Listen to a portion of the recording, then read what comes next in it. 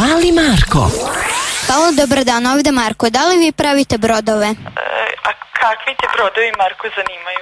Evo o čemu se radi. Moj dede se vratio iz Nemačke i sad bih hteo jedan brod za sebe. Mi pravimo projekte brodova, ali ne izrađujemo brodove. Sad ja ne znam stvarno...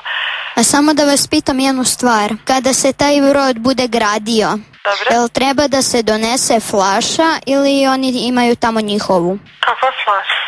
Pa za brod. Kakav vam brod treba, izvinite? Brod u flaši. A maketa vam treba?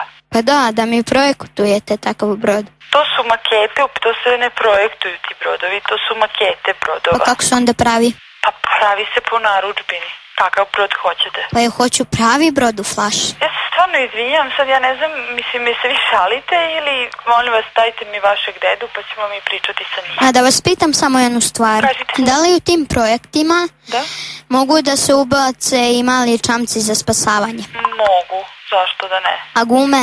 Pa mogu i gume. A da li može brod da se nazove Titanic? Može. Znači možete da napravite takav projekat? Pa može, ako vi date, nećemo mi praviti, nego vi dajte vaš nacrt, pa kakav brod želite, pa... Hoće da vam treba dozvola za takav brod? To je maketa broda, razumete, to stoji kao izložbeni. Ali ako ga ja odnesem na reku i pustim? Pa ne možete puštati takav brod.